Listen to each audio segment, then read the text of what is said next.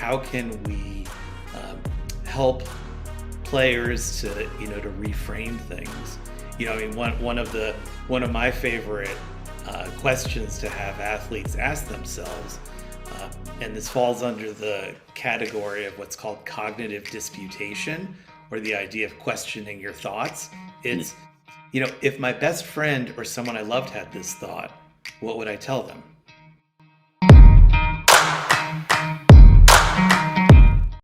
Thank you for tuning in. Thank you for listening. I'm your host and coach, Tyler Johnson. And whether you've tuned in to elevate your mindset, your game, or just your day, you are in the right place.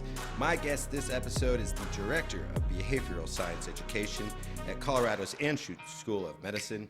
He also serves as the team psychologist for the Colorado Rapids of the MLS and the Denver Nuggets of the NBA. Please welcome to the Elevate podcast, Dr. Alex Reed.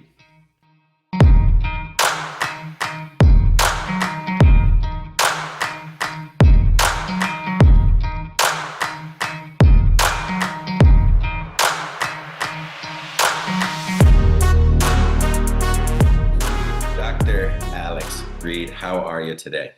Doing well, loving. I'm looking at blue skies, and it's going to be warm out today, though maybe a little concerningly warm for just our local our local ecosystem.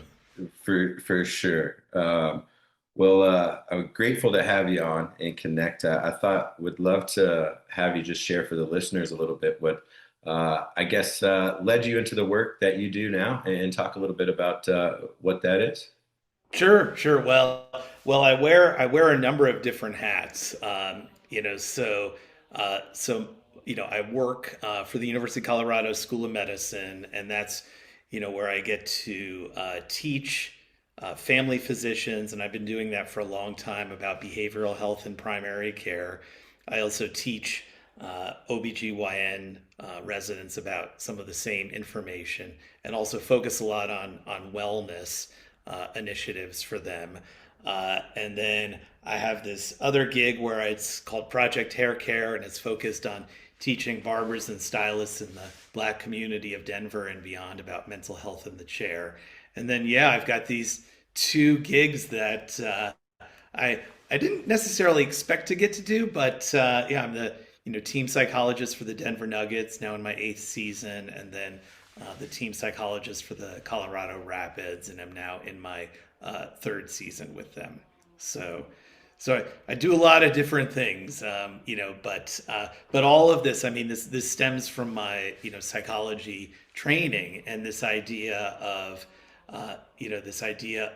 connecting with people, with being able to collaborate, and also helping people to achieve their goals.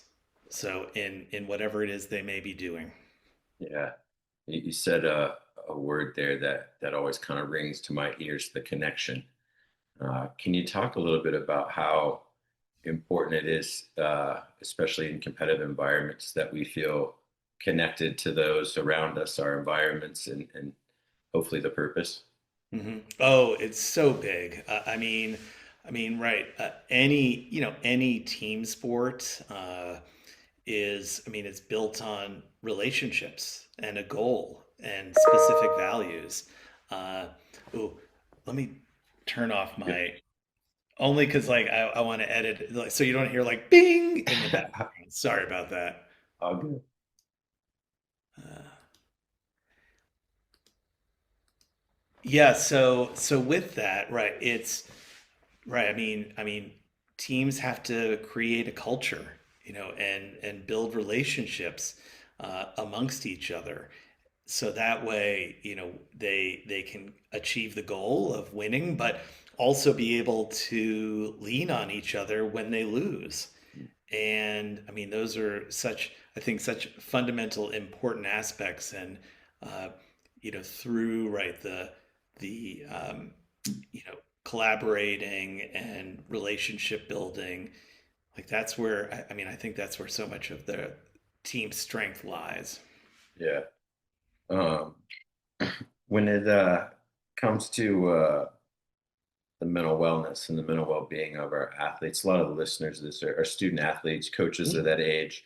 What are some of the things that we can do to one, I think, understand the young people we're coaching, and then two, be a supportive role in that versus Mhm. sometimes a detrimental role in a high stakes environment.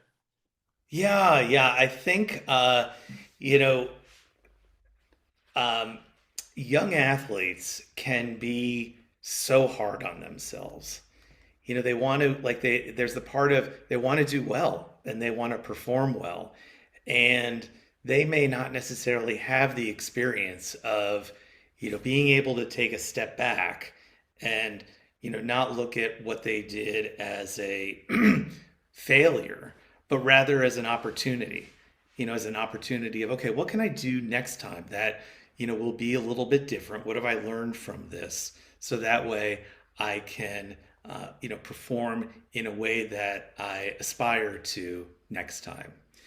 And so that's, I think that's a big piece. They just like, right, all of us, like, we can have our inner voices, that our inner critics, that are not there to help us necessarily. Yeah. And so in that sense, it's like, how can we um, help players to, to reframe things? I mean, one of my favorite questions to have athletes ask themselves, uh, and this falls under the category of what's called cognitive disputation, or the idea of questioning your thoughts. It's, if my best friend or someone I loved had this thought, what would I tell them? Mm-hmm. And more often than not, an athlete would not tell their best friend or someone they love, like, yeah, you're terrible at this. Give up. Don't do this anymore. Go find something else. They would say, look, you made a mistake. Keep at it. You've got this. You've got skills. Just keep working at it. Um, so I think those can be, ways of helping to support athletes, Yeah.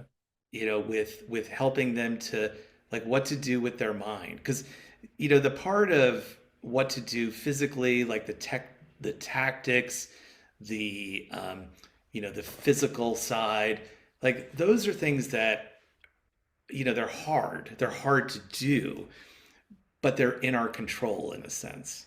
Yeah. Whereas, like, this is not in our control.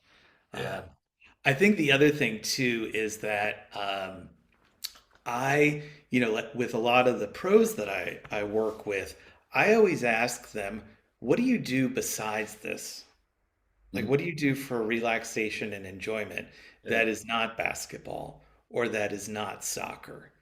And if they don't have something, I push them hard on that. Mhm. And, for our student athletes, I mean, they've got a full-time job with school.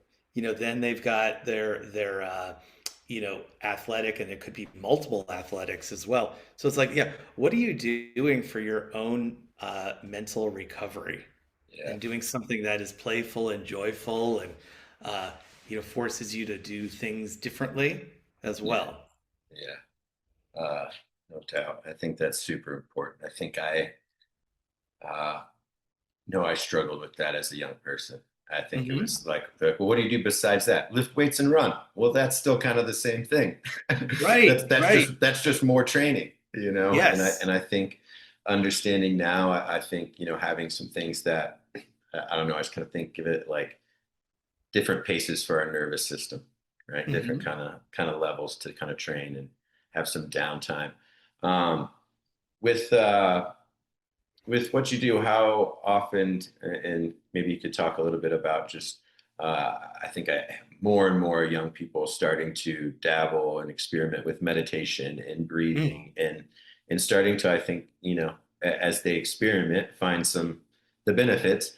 Could you talk a little bit about some of those things where I think I've even seen like, videos of Steph Curry who's like, I didn't really learn how to breathe till I was 6 years in the NBA. Hmm. And Right. now he's a elite breather. But Hmm. can you talk about just how some of those kind of nervous system regulators can really help us when it comes to being at our peak when we need to be?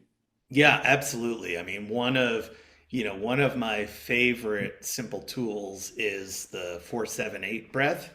Mm. The idea of breathing in for a count of 4, holding for a count of 7, and then breathing out for a count of 8.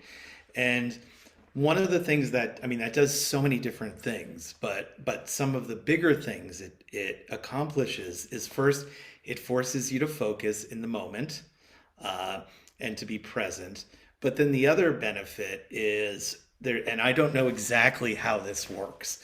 There's something, though, to what happens within the diaphragm, that when you're doing a longer exhale than inhale, that sets off the parasympathetic nervous system, which is our relaxation system, which is not something that any of us can just trigger automatically, unlike the sympathetic nervous system or the fight or flight system, which we have no control over that. Um, and right, activities like breathing exercises and meditation, they allow people to be in the moment, and struggle with what the mind is doing and learn to, accept where their mind will go without following its lead. And in doing so, right, it's like, I got to win this game. I got to get this back. Like, I have, when you sort of go, when the mind can take people down the path in a game situation of, I have to, I gotta, I must, um, then that can lead to performance problems, because of, like, that starts to make, like, with the have tos or the I shoulds or the musts, then I might tighten up, and then I may not feel as loose, and then I may miss my free throw or 3 pointer, or miss that pass. So yeah, all those, right? Like, I mean, right, it's helping people to also be able to get to a little bit of a flow state where they're right. They're like just in the moment and not thinking about the future, not thinking about the past, but what is just unfolding right in front of them. And that's what you need on, on the field, on the court, wherever. I mean, also in the workplace, though, too. Yeah. I remember learning a long time ago when they like the getting into that flow and that zone. That we've got physiological signs that we can measure when sometimes we can't when we get to those, and kind of that profile before we get in there was called like engaged fun. Hmm. I think sometimes, especially in professional soccer and basketball, it's especially this time of year. Oh. It's all serious. We're heading into things. But can you talk about how share some of the elements that you see around the teams, how fun is kept alive even at the higher levels of sport when it is such a rigorous thing, but I know teams always are doing have different elements of fun that are brought Hmm. in. But talk about the importance of that and maybe any examples you can share. Yeah, yeah, yeah. I mean, right. That's uh, I so appreciate you asking that, because often, I mean, I've seen this and I've heard this from sportscasters as they're, commentating on a game. They'll say, like, it looks like when we see teams playing at their best, they'll say things like, it looks like they're having fun out there. And so one of the ways, right, I've seen fun incorporated. Um, I remember this years ago, when at a Nuggets practice. Uh, so this was with Coach Mike Malone, and he had a football. And so as the players were, um, like doing some stretches, and he'd sort of check in on them, he'd back up and then throw them a pass. And so it was like doing a different sport, but suddenly, yeah, like we're just playing a little bit. Yeah, And that it was catch. like, yeah, and it was just like doing something different that's fun. And because that's it, like, you don't, in basketball, like, you don't just go have a catch, Yeah, but with football you do have a catch. yeah, Like, let's just throw the ball, but you don't do that with basketball. So, like, that's what he did, yeah, or having, having, sometimes just like surprising players, with like maybe something on their, um, on their chair in the locker room or in their space with something that, like just a little something of like maybe it's a book or something different for everyone, but it's like, oh, thinking about you. Um, or, teams will go see, like teams would go see a movie together, and just so then they can, like they're having this private experience and but it's amongst them. And it's just, but it's right. It's like having, or people play practical jokes on each other, like those types of things. Yeah. Um, Great to do. I mean, I love when there are those kinds of things happening. Right. It's like good. You can tell it's yeah, kind of that word chemistry, right? Then we Yep. when it's good, we call it chemistry. Right, right. But it all comes down to this idea of being playful. I mean, that's how, like, as kids, that's how we built relationships, was through play. Totally, totally. And it's not like that ever go like that. It's not like, I mean, we have that built into us. It's part of our biology. Yeah, And so it never goes away. yeah. No, I remember you just saying that catch to playing college football. I played defense, but we would always pick up a ball and play catch with teammates before Hmm. practice, Yeah, and connect it. And even some days, we're like, no, you can't play with us today because such and such, like little yeah, kids, yeah. But yeah, just that connection. So I love that little perfect example. I Um, can give you one more if you want. yeah, go. So, with the Rapids, one of the things that was put in, uh, um, I think it was last season, but they put in on the main practice field a basketball hoop, Oh, cool. and so so there were a few basketballs, but what the players would do is, they'd be like 50 yards away and kicking the ball to try to make it into the basket, and it became then this contest. And I Sure. mean, and so those types of things, like mixing it up, and it's like, how do I apply my skill in a different way? um, then it also creates this interesting, I mean, I'm a big fan of like, how do we build psychological flexibility? Yeah. And that builds a flexibility of like, no, I could never kick a soccer ball into a basketball hoop from 50 yards away. Well, why not?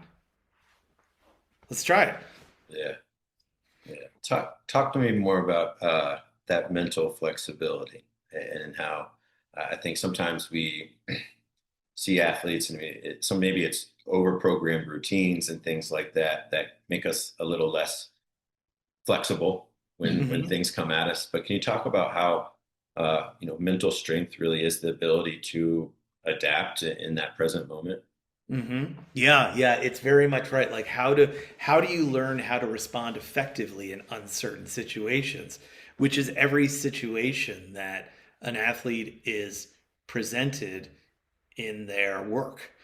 And I mean, some of the ways I think of doing this, it actually sort of corresponds to this work I do in teaching medical students about. I teach them improvisation theater. Mm. So and what we do is we do all these different activities, and then kind of cross train that to how does this relate to medicine. And in a similar way, like I've done some improv exercises with athletes. And and these improv exercises all follow these rules that they agree to follow when they're going to do these improv exercises. And the rules are this, like, the first is you have everything you need. Like, you have all the skills you need on you to accomplish what you want. And if you don't have it, you know where to get it. Mm. And that might be also from a teammate. The second rule is that there are no failures, that there are only opportunities, and if you make an error, you know what to do differently next time. And then the third one is that you want to make your partner look better than you. Mm. You want to support your team and have each other's back.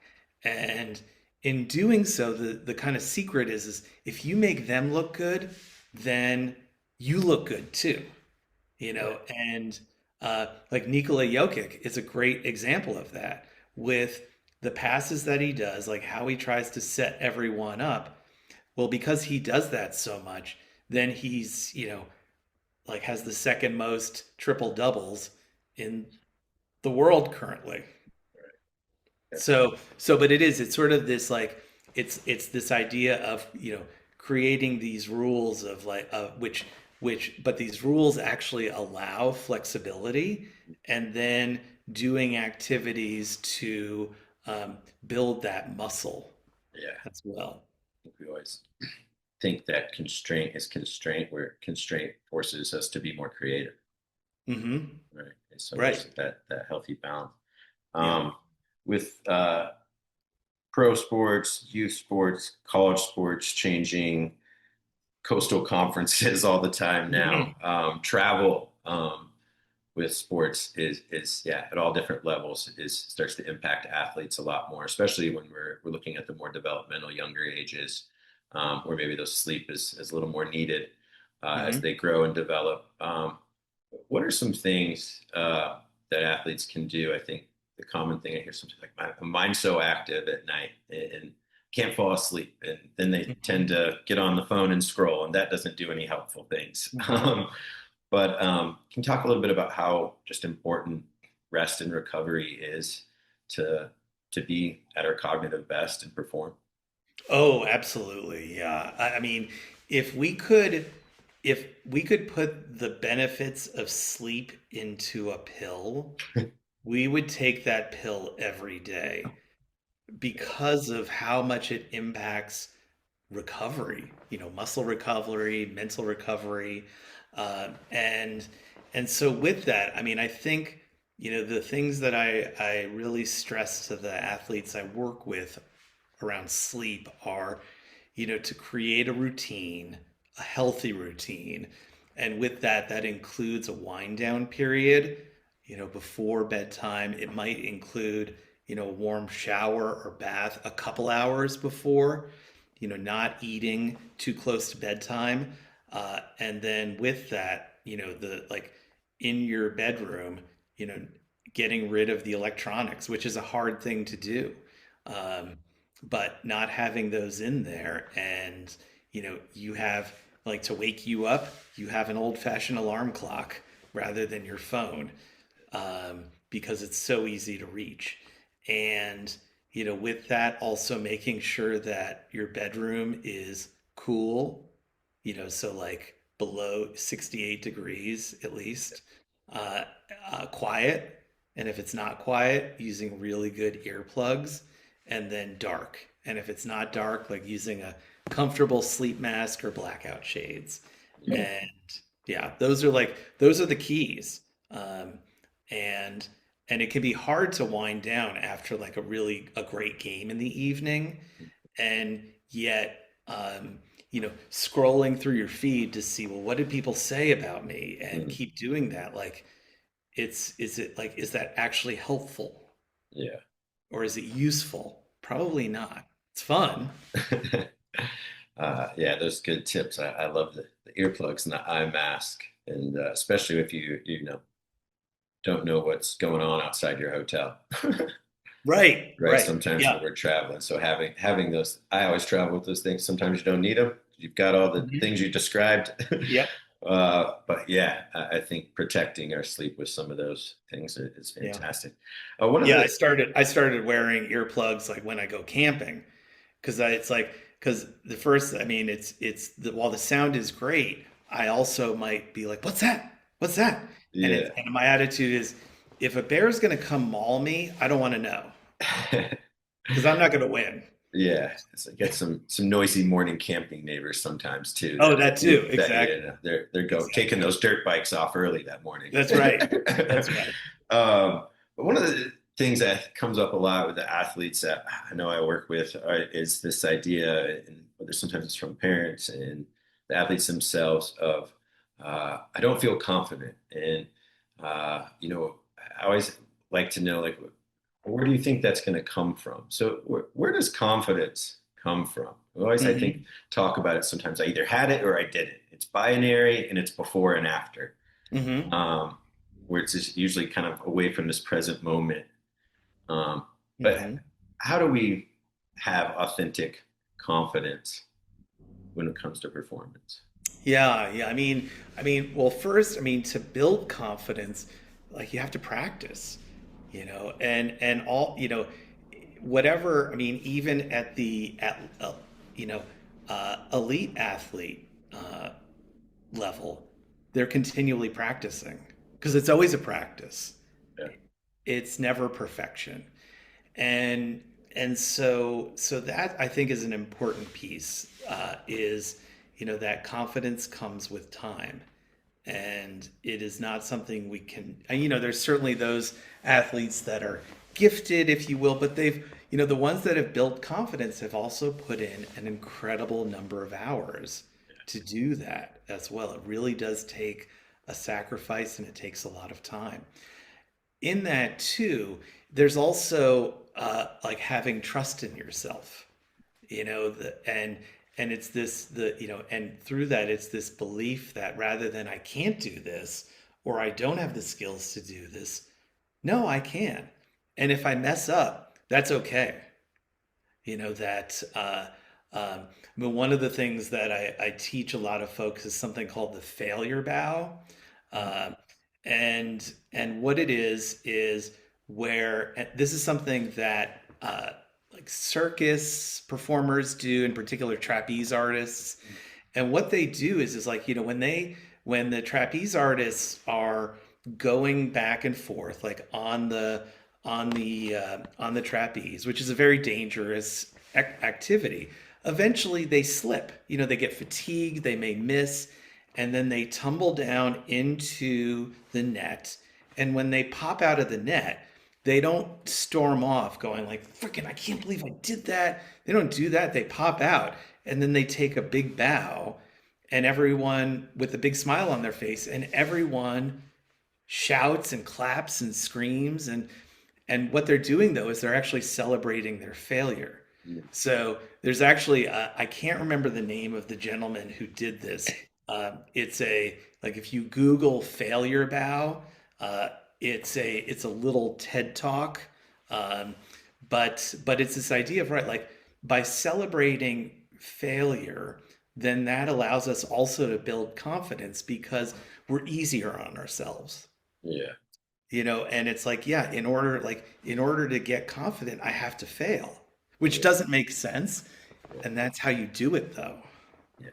I heard, I think it's a story that gets told about Sarah Blakely that started Spanx or whatever billion-dollar Mm. company. Um, but I think it was her father used to ask them growing up at every dinner table, "What did you fail at today?" Hmm. But it Yeah. also it got him to like comfortable with talking about them, and Hmm. that's what you get from it, and then having a pivot point. Hmm. But I think that's always a great for young people challenge. Like, hey, because usually, yeah, I did a bunch. Well, what did we fail at Yeah. today? Yeah. And that thinks it gets them better to think of like then when we talk about fail forward, it's like, well, that's hard to Hmm. teach when it feels fail backwards all the time. Hmm. Yes. Uh, Yes. I think the other thing I'll just share too is, one way of also, it's like, um, self-talk goes a long way, positive self-talk. And, in that it's like having positive self-talk, and then having like, what are a few moments that you can identify that reinforce that positive self-talk? yeah, definitely. I was like, self-talk is the real talk. Right. Yeah. Well, as we wrap up, wanted to know too, what in your you talked about the different hats and the all the things you do, but what are some of the things you find most joyful in your work? Hmm. Uh, it is when I provide a tool to someone, and that can be, so it's first listening to their story, and respecting where they're coming from, and not denying their reality, and then providing a tool. And so that could be, a physician, a medical student, a young athlete, a pro athlete, a barber, or a stylist. And they take this tool and they make it their own, and they make it in a way that works for them. And then they're able to recognize that, like sort of almost take a view of, wait, like I did this for myself and this has made me closer to, like, this aligns with my values and it gets me to where I want to be. Like to me that I love that. One of the things I know I gave me joy to hear about. I'd love you to end with share a little bit more about the mental health in the chair. Um, I probably did I say it right? Did I get it wrong? Yeah, that Project Hair Care. Yep. Project Hair Care. Can you talk a little bit about that? Because I think it's such a unique thing, and as guys, yeah, and men, I think that you talked about the Black community. Could you expand a little bit more on what that project is and how it's trying to have an impact on men?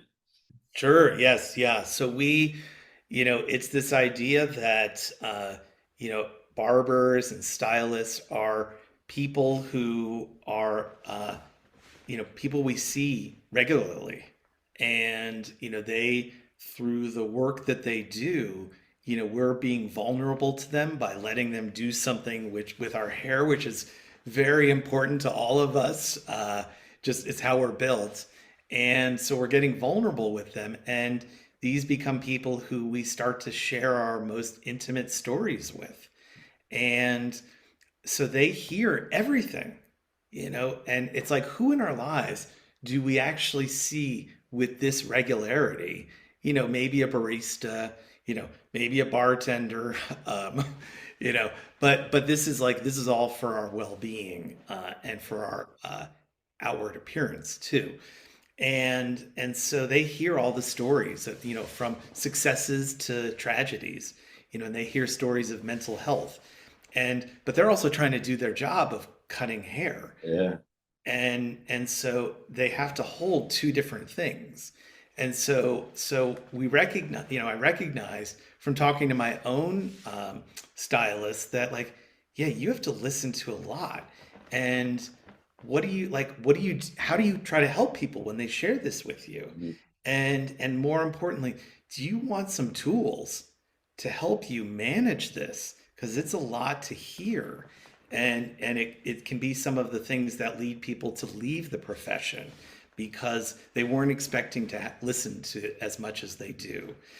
And so with this, we're teaching barbers and stylists, skills to pick up on, like, okay, this person sounds like they're really stressed.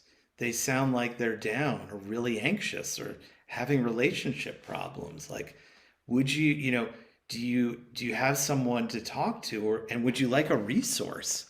And would you maybe want a tool or two that, I can teach you a breathing exercise. Um, and but if you want someone to talk with too to learn more skills, I can connect you. yeah. Right. And I think, right, like for men, there's a huge, this epidemic of loneliness that is going on. And so, I mean, at barber shops, there are people who, like, after they go before they get their cut and hang out, and then they stay for a while after they get their cut, Mhm. because it's a safe place, Yep. where you feel cared for. And so that's like, these are almost like these, community care centers, if you will, you Definitely. know. And so the program is really like to highlight that and to give them skills, but also to give them a space where they can talk about how challenging it is for them, so that way they don't feel like they have to carry the load all themselves.